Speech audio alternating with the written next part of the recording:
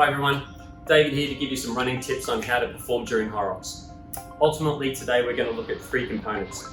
The first component is to make sure that you can bulletproof yourself against injury so that as you ramp up your miles in your training component, you don't end up with an Achilles, calf, knee problem or soreness.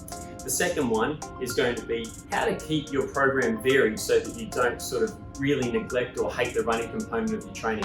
It's more than 50% of the race when you consume the time going through and back through the rock zone. So it is a vitally important part of the race that ultimately runners do very well at.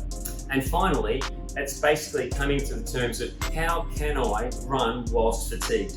A lot of people will overstride, a lot of people won't use their body in an efficient manner to conserve the energy for the next metabolic stage that you're going to do. So here we go.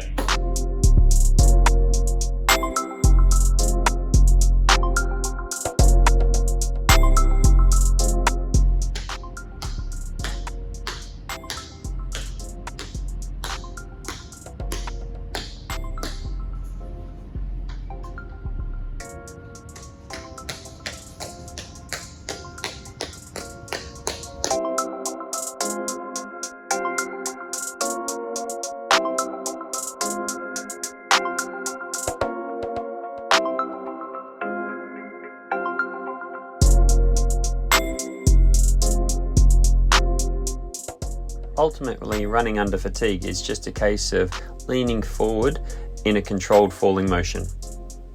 Okay, so what you had there was some nice warm-up drills. The first few just on ankle mobility and ankle stability to make sure that you don't end up with shin splints as you increase your intensity. The next few are a little bit more plyometric, get your hamstrings activated before you go out for a run. Now the three styles of runs that you're going to go through in a single week is going to be a short run, a long run, and something of a higher intensity session. So your short run is anywhere between sort of that 3 to 5 kilometre range, and it's at an intensity that you want to actually perform at in the HYROX race. The second run is going to be long, steady state, and it's going to be in zone 2 cardio. So somewhere between that 125 and 145 heart rate, sub-maximal, keep it nice and easy, and that's just to turn around and get your body used to that repeated 1, 2, 3, 1, 2, 3 cadence that we're trying to achieve. And then the third session is going to be something of a higher intensity. It's either hill repeats or a track session where you're looking to really roof your heart rate, get some real power through your legs, get a real good striking pattern happen.